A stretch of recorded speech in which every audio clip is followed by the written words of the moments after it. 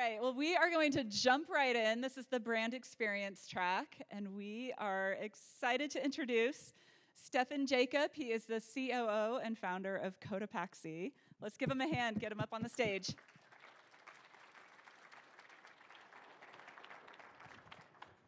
Thank you. Wonderful. Well, thanks for having me. Excited to be here. I'm Utah local, so this was a very quick and short drive for me. I'll share about Cotopaxi. We're an outdoor gear brand, and maybe we can kick off with the slides.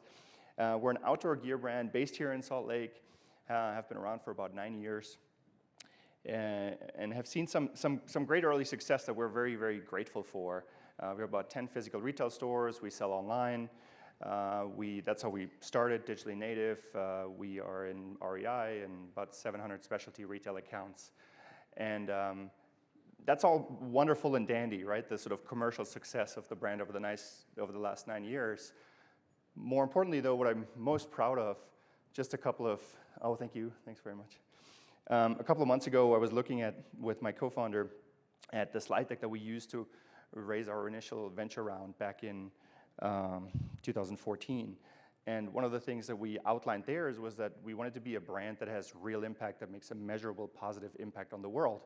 And you know, all these years in, really happy to reflect, right? Over these last 9 years, we've donated about $3 million to various grantees and have been able to touch 1.5 million lives through our various initiatives, and I'll talk a little bit more about, you know, how we do that. This all started due to a personal recognition and reflection. In 2004, I was working for a nonprofit organization in Jakarta in Indonesia that was dedicated to the elimination of child labor on the Indonesian archipelago. And I grew up in Germany and Western Europe, and that time in Indonesia really held a mirror in front of my face, making me realize I'd just been lucky. You know, the families that we were working with there, their kids, they didn't have lesser aspirations. They had the same dreams and ideals that, you know, we all share, but they were simply born in a hard place. I never had to worry about where my life was going to go, opportunities, healthcare, safety. That was just a given, right, in the environment that I grew up in. And these families were simply born in a hard place. And so that really left a mark, right? Over my time there, we took over 700 kids from fishing platforms, human trafficking situations, back into their communities and their schools. Very rewarding in that sense, but also really made me want to do more beyond just the time there to help level the playing field. And luckily, I met Davis, my co-founder, who had a very similar experience in South America, growing up there, being exposed to poverty, being exposed to misery in the global South. And a really strong relationship developed. We met at business school, went on various adventure trips together. We like to strand ourselves on remote islands with a spare and try to like catch our own food for a couple of days. We kayaked together from Cuba to Florida a couple of years ago, and it just created that really deep bond. He's the godfather to my youngest son, and shared that perspective that we wanted to be entrepreneurs who do more than just build a economically successful business, but find ways to amplify sort of that personal desire to give back through the vehicle of our company. Now, obviously, that was met with criticism, right? Like in the pure Chicago school of economic thought, right? The only responsibility of a business is to make money. And then you distribute these profits, and then the shareholder can do what they want with it. And if they want to give it to charity, great. We disagree with that. We feel strongly, we believe in capitalism. Capitalism is amazing. And it has lifted millions, billions of people out of poverty. But the extreme poor, unfortunately, have been left behind. We've seen, you know, with industrialization and the tremendous economic advancements and the proliferation of capitalism throughout the world, we've seen GDP globally skyrocket, right, over the last, 100, 150 years. And it is also true that absolutely the share of the world population that lives under extreme poverty, which for a long time was defined as living under $1.90 a day, recently increased a little bit to $2.15, has plummeted, right? If you go back to 1820, over 70% of the world population lived in direst poverty. It's not a fun time to be around. For the first time in just a couple of years ago, that dropped to single digits, under 10%. But those 10% have been stuck there. We've seen tremendous growth in Europe, in the United States, North America, and over the last decades in Asia. If you look at this view here, back in 1800, again, the vast majority of the world across different continents was to the left side of that poverty line. And then we saw, up until the 1980s, a significant shift. Europe came out, North America came out, and then over the last 30 years, Asia came out for the most part. But we're still seeing large parts of Africa, a significant amount of South America being on the left side of that graph, right? Living under, that poverty line. And that sort of created that desire for us, seeing, these numbers, having experienced that ourselves, that we wanted to find a way to do something about that, to help, level that playing field. And we felt that a new form of more, a more conscious capitalist approach to how we were going to run our business was going to help us do that. The other thing to note is that there are tremendous negative externalities to sort of the Puritan, capitalist approach, which is on the environmental side. This was on one of our adventure trips in Mexico, where we just, no matter where we looked, on the most remote, islands off, miles off the coast, plastic everywhere. And if you look at like microplastic, emissions, right, we're seeing this tremendous proliferation that we're all, it's just a byproduct of the growth that we've all experienced over the last decades, leading to situations like this, and we've all seen these types of images. And no matter which metric, I know this is very controversial around climate change and all of that, right? But no matter which metric you look at, it's somewhat undeniable that there is a significant negative externality to the economic growth that we've experienced as a society, as a world population. So what can you do about that, right? Like, we all want to grow, we all want to be successful, we all want to create opportunities, but we felt really strongly that as business leaders, as like founders of this brand, that we could do things differently.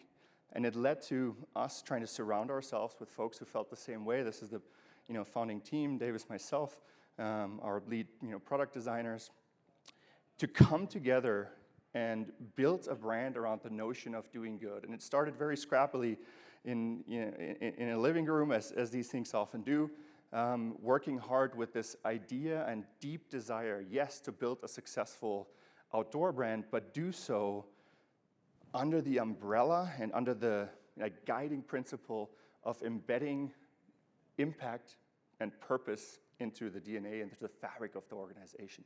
And we do that through our supply chain, which is where the vast majority of our sort of negative environmental externalities from a carbon footprint perspective, over 85% of our emissions occur in tier 2 and tier 1 of our supply chain, our production, to take a different take there, right? Use repurposed fabric, recycled fabric, work with fair trade certified factories, and follow very, very strict standards with regard to how we make our products.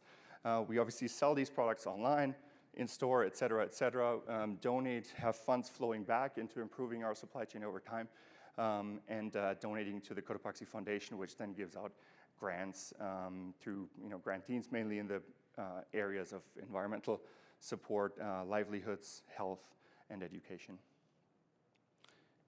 We didn't stop there. We incorporated as a benefit corporation from the get-go.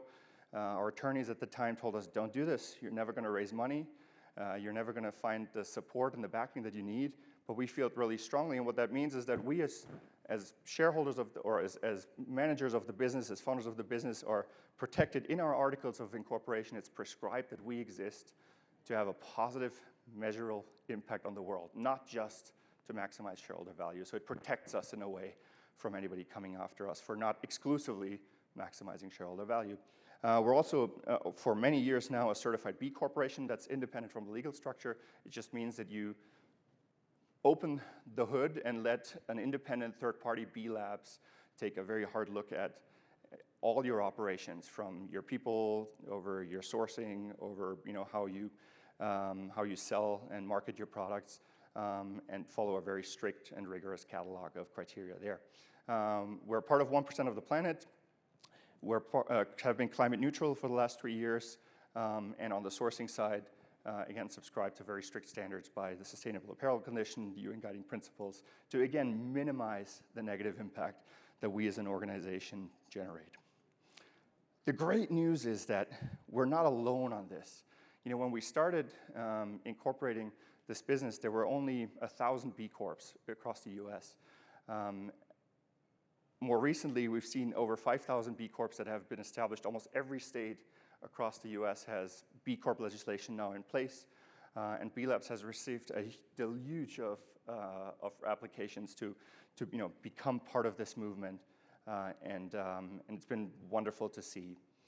Now, you can argue, how does this matter? Obviously, it makes us feel good. We're excited about building a business that has, that has a conscience, that does things the right way. But we also firmly believe that we're building a stronger, a better business because of it. This was from we about 2 years ago raised a growth round from a capital partner, Bain Capital. This was from their diligence. And I grayed out the other names. These are all outdoor brands. And as you can see, there are other brands that are much bigger, higher familiarity, higher transactional volume. But the one thing that we spike in is Net Promoter Score, which, as we all know, one of the strongest predictor for future growth is how your customers perceive you as a brand and are willing to talk about it, refer you to other potential consumers. And we've just experienced this tremendous love for the brand because of our deep mission-driven approach to how we're building this business. And there's no better example of where that, and Anders, you might even remember, you might be with us with it. I think this was 2018. We felt really strongly from the get-go that we had to find a way to connect with our customers face-to-face, right? We started online, but we needed to find a way to build in-person relationships. So we came up with this idea of the Questival, which is a 24-hour outdoor adventure race that exposes people to the values that we as a brand stand for. They sign up, they get one of our backpacks, and then we built an app that guides them through the experience of hiking various trails, doing do-good challenges of cleaning up a park, volunteering in a homeless shelter, and doing various quirky activities. So this is the kickoff. There's about 4,500 people at a square here in Salt Lake City, all between 18 to about 28 years old, each wearing our packs, and we are swearing them in to do good during the next 24 hours as they're embarking on this adventure. Good, do, good, do, good. A little bit louder now. Good, start rising up. Good, do, good, do, good, do, good, do,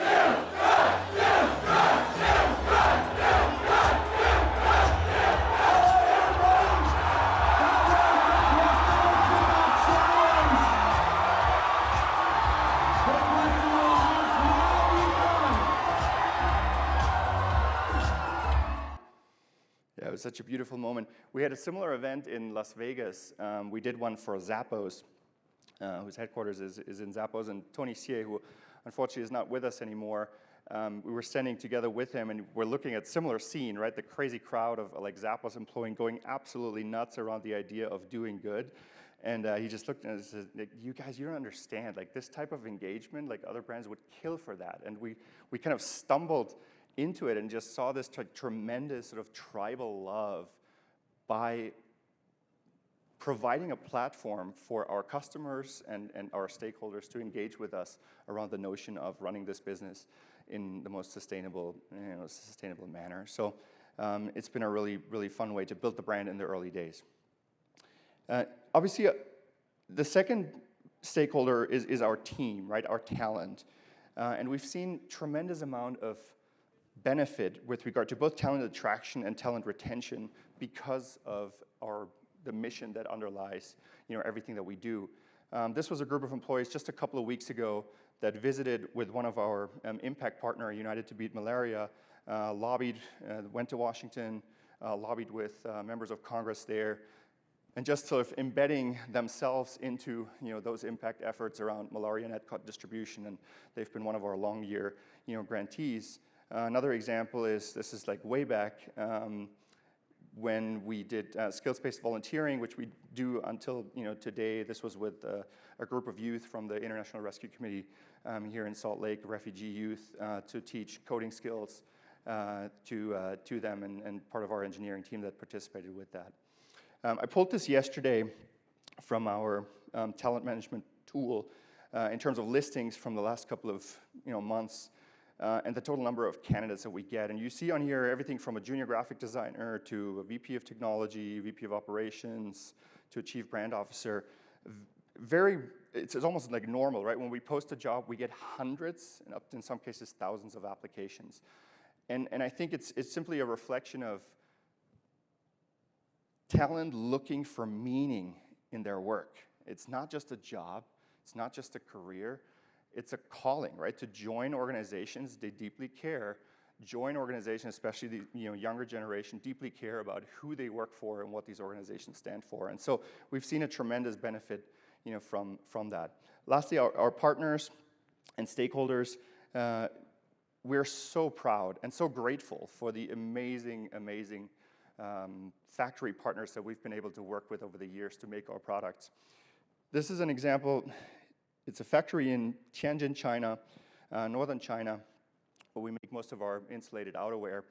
The owner of the factory used to work for a large textile conglomerate that was operating out of one of the industrial zones, where you have migrant workers. They live in these zones. They go home once a year for Chinese New Year and otherwise don't see their family. And he felt really strongly that that was not the right way to build a business and to manufacture products. So instead, when he went out on his own, located his factories out in the boonies. There's nothing, there's no infrastructure, but it's close to the villages where these workers live. And he's been able to draw talent from that local population that is incredibly loyal, incredibly skilled at this point, and they go home to their families every night. And in addition, and this is the image that you see here, he's been able to involve other members of that community, in this case, oftentimes husbands, cousins, et cetera, who are not direct employees, through a vehicle lease program. Transportation to and from the factory was one of the issues, so he's been able to finance these vehicles, giving access for an even larger share of the local community access to opportunity by establishing these essentially transportation providers and supporting and broadening the impact even more. And so those are the types of partners that we love to work with, because they're aligned with us. They're aligned to think creatively of creating opportunity where the standard, the default way of doing things would not accomplish that. One beautiful example of that is our very colorful Del Dia line. Oftentimes that's associated with Cotopaxi, is very, very colorful product. Well, there's a reason why these products are so colorful. When we walked, this was in the Philippines where all our pack products are being produced. We do a tour, we walk through the factory, and we see these gigantic buildings, multiple buildings in a row. And we ask them, what is this? What's in here? They're like, oh, this is all our excess fabric. That's everything that's left over from bulk production runs from the various brands that they manufacture for. Small rolls of fabric, right? Normally, for bulk production, it comes on a big roll, just little leftovers. So we asked them, what do you do with this? Well, on a regular basis, we don't really know what to do with it, right? We either purge it, it goes into a landfill, it gets burned, whatever. And we thought, man, there's got to be a better way. And so we asked them, well, would you be willing, if we find a mechanism where we can use up that fabric, would you be willing to sell it to us?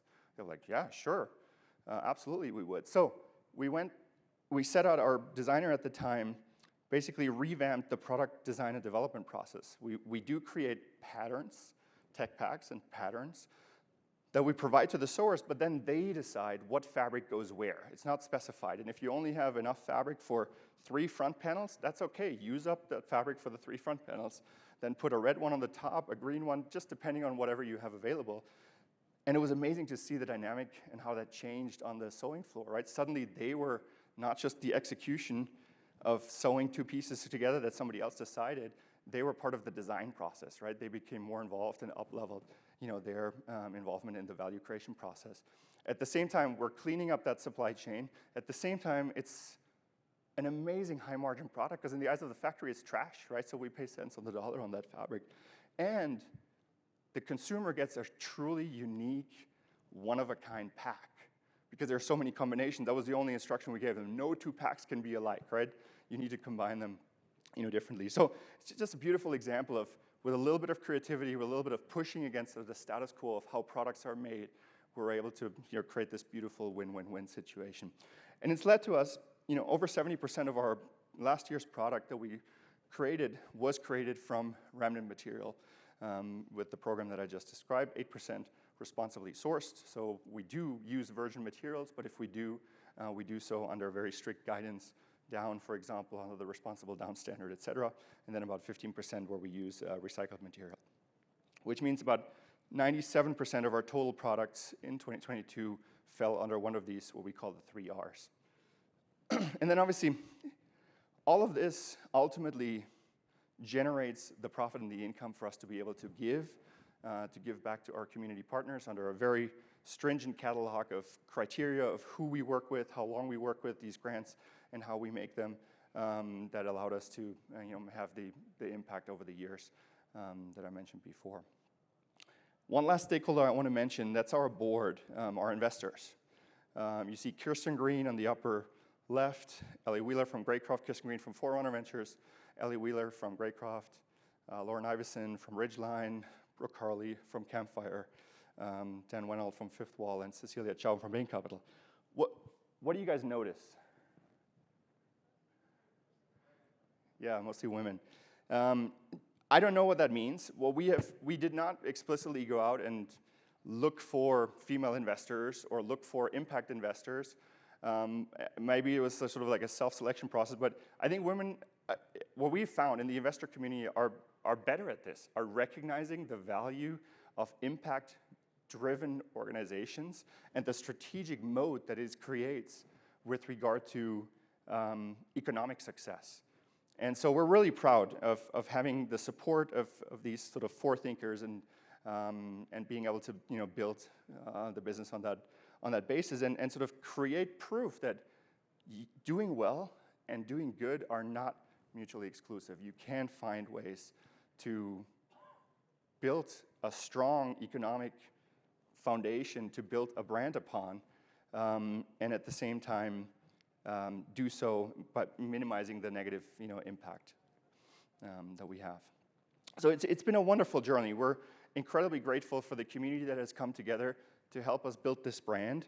I will close on a thought. Derek Sievers put on a TED Talk several years ago where he explains in 3 minutes how to create a movement. And the starting point of the footage that he uses is that, okay, there's this guy. He's out there, this is on a music festival, he's out there on this hill all by himself doing the Sasquatch dance. And he's just doing it. He believes it. He's figured out what he stands for. He stands for that. And so the question I have, I think, for the room is like, figure out what is it that you stand for as an organization, as an individual, as an entrepreneur, and be willing to take a stance. Might be uncomfortable, but the beauty is that others will notice. And it takes a lot of courage, right, to follow, to see that, nutty guy, but to follow along and to sort of like join in. And obviously that's a super viable path to also like identify, okay, who inspires me? Who's the brand, the person, the entrepreneur that inspires me, that is doing something extraordinary, that is the lone nut there, and to follow along.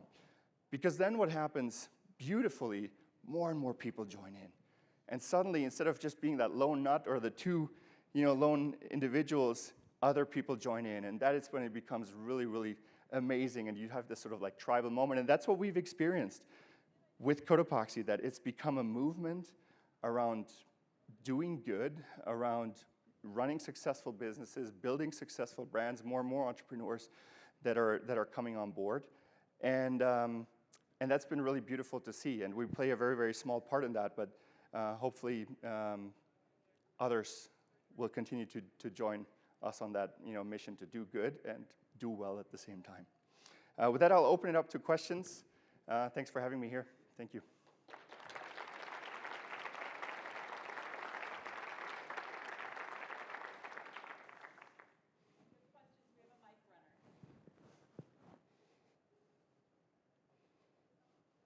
Yep, right here.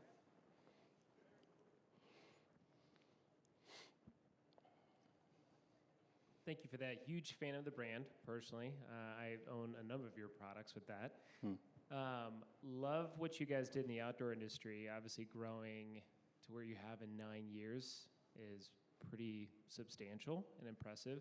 What would you say for people that wanted to pursue a similar endeavor to do good in any other space? What are some of those key lessons learned along the way that you might be able to share? Yeah. I think one of the key components to that is authenticity, right? I think you need to self-reflect. What is it that I care deeply about?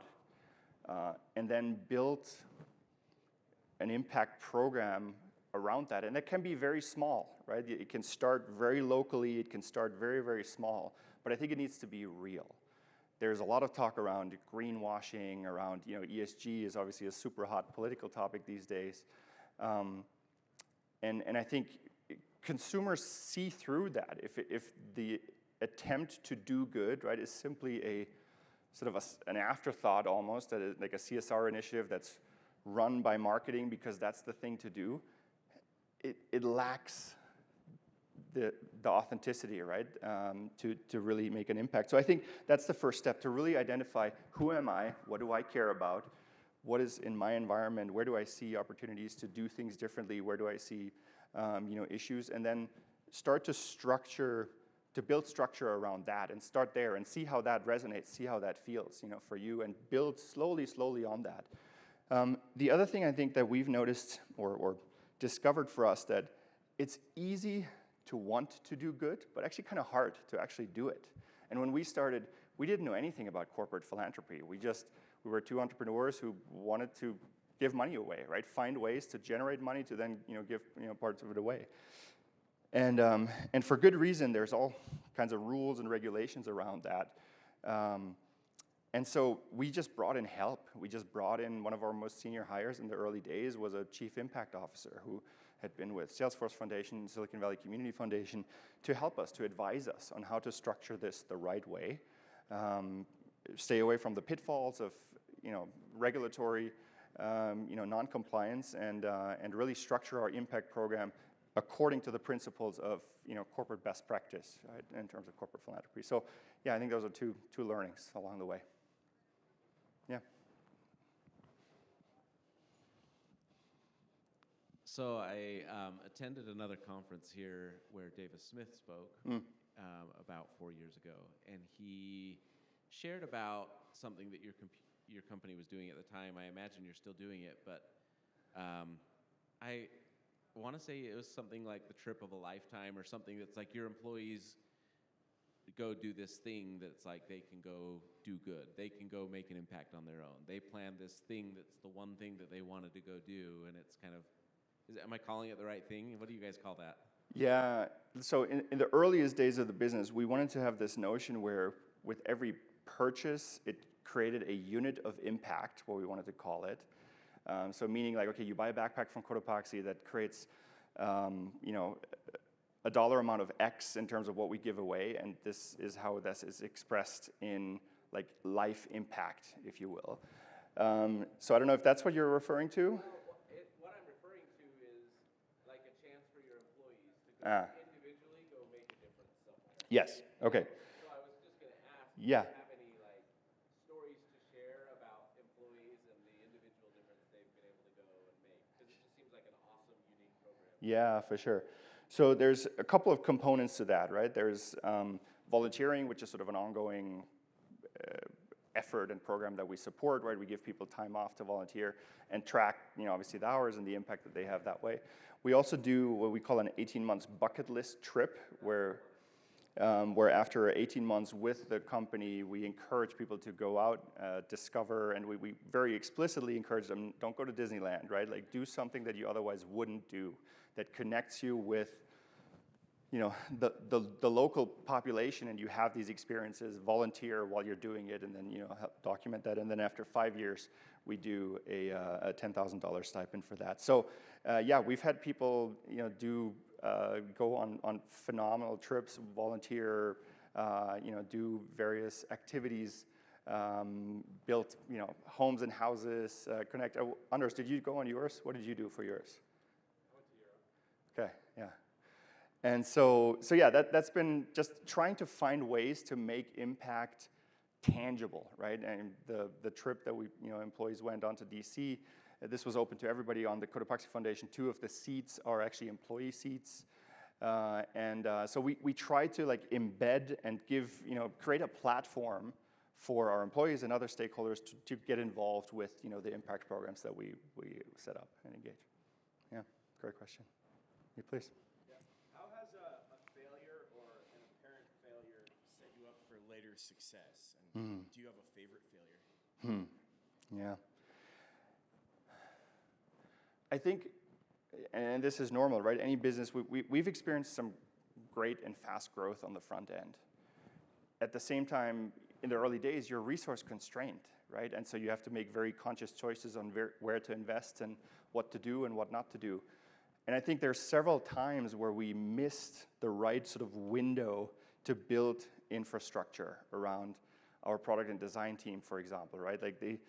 Up until very recently, it was a team of 3 that basically created all the products that we have in the assortment. And we burned these people out. We had people quit because of it, right? It's like, this is not sustainable. You say you care about people, and yet I'm here slugging away. And we were not close enough, right, to the team to recognize that and sort of provide them the resources that they would need to succeed, quickly and sustainably. So I think that's, and there were a couple of examples like that where there's just these sort of the growth of the business happens like this, and you catch up operational in the back end like this, right, in these step functions. And sometimes we miss those windows, right? We were too late to rally the resources.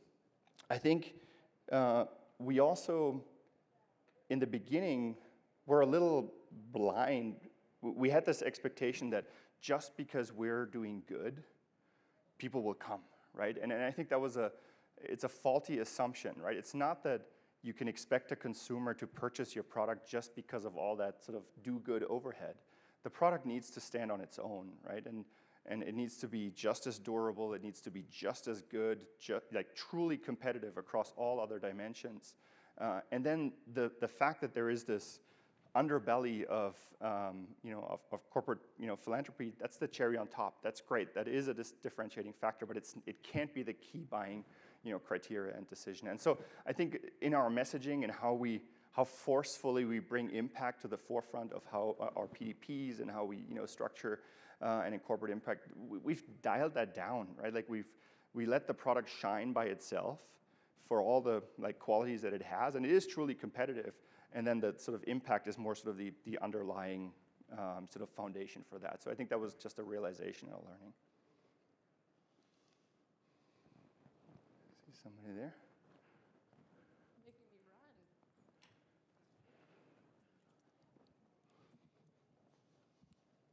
Hey, thanks.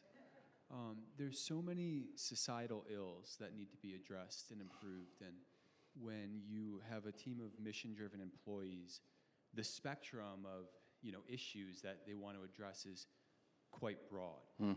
How do you maintain focus on your do-good mission without getting diluted, and how do you maintain focus without ignoring really important issues? Yeah, it's a great question. It is a very real challenge, right? Because once we've established our reputation around caring, around doing good, and it's really hard to stack rank one misery against another, right? So where do you start, right? In our case, we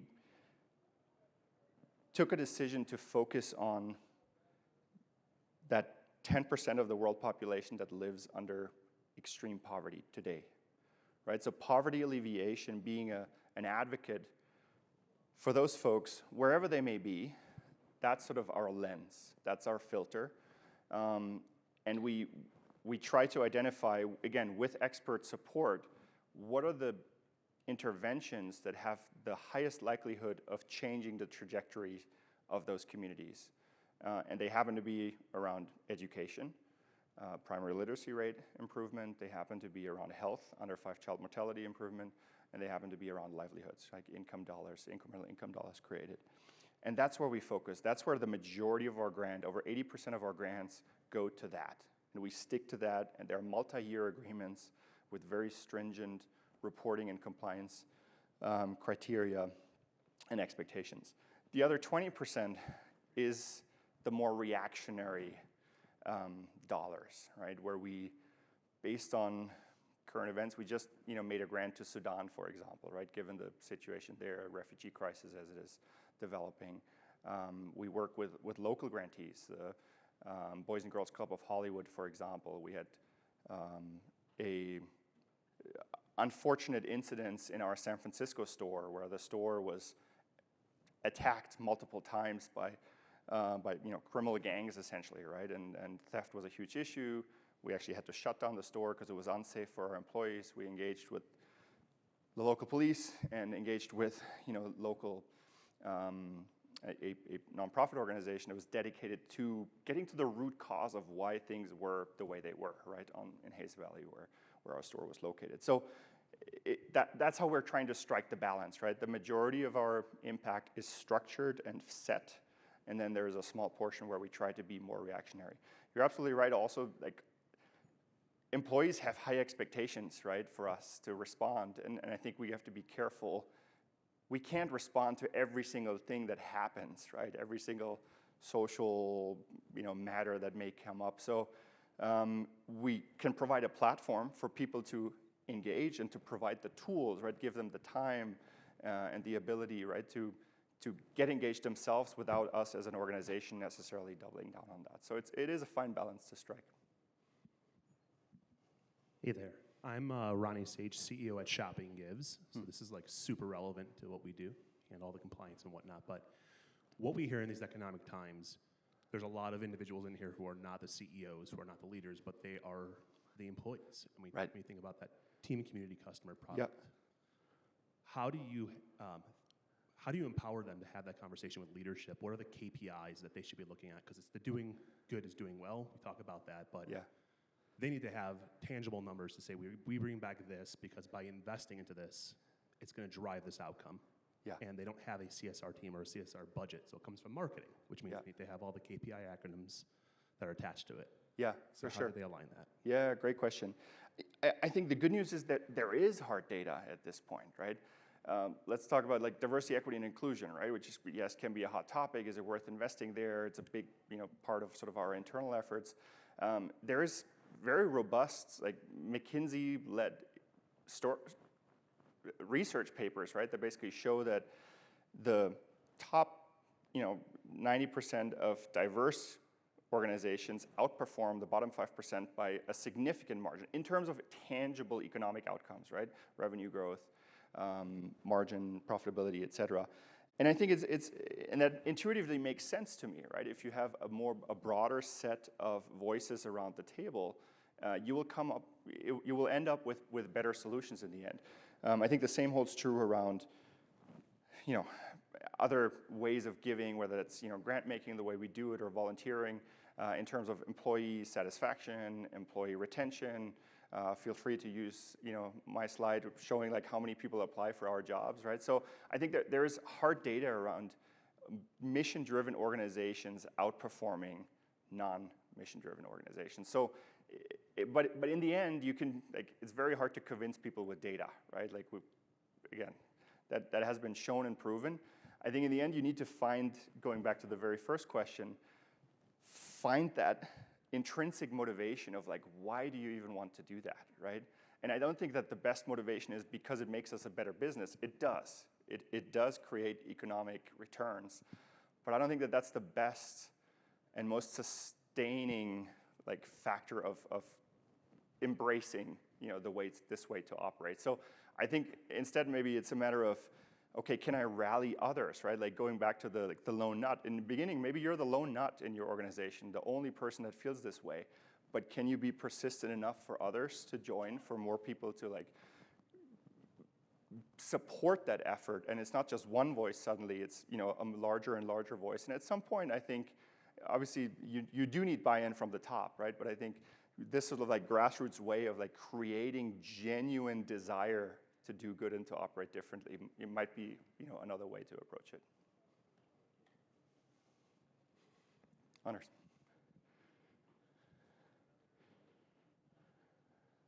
I actually went to China on my 18-month trip, mainland. And I like it's an adventure. But I'm curious, now, when I was at Cotopaxi, we were all in the office. Now Cotopaxi is fully remote. What are some challenges that you've seen from a cultural perspective, or how are you maintaining that culture while being spread throughout the country? Yeah, it's a great question. We hired close to 200 people over the last 18 months. A lot of them are retail store employees as we open stores. But over 70% of those hires were outside of Utah, whereas pre-pandemic, we were pretty much 100% Utah. And we sent everybody home in March of 2020, like most organizations did, but then we stuck to that. We firmly embraced a hybrid model of, we still have our office, people still come together, but we don't expect people to show up every day. And the vast majority of our employees at this point, over 60%, are outside. We believe that the benefits of that decision outweigh the downsides. The benefits obviously are the talent pool opened up tremendously. Some of our most senior hires, including our CMO, he's in Milwaukee, our chief people officer, your sister-in-law, is in New York. Our president, income CEO is in Seattle, and then many other team members are distributed. We wouldn't have these people on board, right, if we had forced them to move to Utah, just given their living situations and whatnot. We did various surveys assessing happiness, assessing mental health, assessing sort of connectedness with their families, and people just said, like, overwhelmingly, like 90% said, please don't make us come back to the office. This is awesome. We love this. Including myself. I love the flexibility, right, that it has brought. So these are all the benefits. The downsides, of course, are it is much harder, especially for a mission and stories-driven organization such as Cotopaxi, to create that connective tissue, right? To feel like you're part of this movement, right? You're part of this organization that is doing good. And so that's the biggest challenge. And how do we address it? We bring the whole company together for what we call summer camp. We've done two now. The third one is coming up in June. So we fly the whole company in. We go up onto a campground here in Utah, up in the mountains, and we all are out in the mountains together, essentially, for 48 hours. Teams come together monthly, quarterly, in person. Executive team meets once a month in person. We call a virtual hike. I don't know if we did that back then. This is always on Friday morning where we all Zoom in. It's virtual, but we encourage people to be out in the wild, hiking, walking, whatever. And one employee will do sort of a life story where they, over 20 minutes, 30 minutes, they get the floor and they tell their life story. And that's been incredible. Like, people have opened up in ways that I'm just amazed by, right? In terms of the struggles throughout their lives, the ups, the downs, the good, the bad. And it has created, like, this level of vulnerability is reciprocated with trust, right? It requires a tremendous amount of trust, and it creates a tremendous amount of trust. And so you have to be very deliberate about it, right? Because otherwise culture develops whether you manage it or not. And so, for us, I think we recognize that we need to manage culture and that connectedness with the same rigor as we manage cash flow, as we manage our marketing campaigns, as we manage, our sourcing efforts. And it's not one-size-fits-all bullet. I think it's a plethora of, like, little interventions to help people stay connected. At every All-Lama, as we start out, that's how we call our all-hands meeting. We start out the first couple of minutes connecting, breaking out into smaller groups, and just trying to create these moments, even if virtually, where people can still be human, be themselves, and do what you would have done over lunch, or do what you would have done over a cup of coffee when in the office. But I don't know, the vote's still out. We're still figuring it out. We're still trying to learn, and so anybody who has great examples of how that works, please see me after.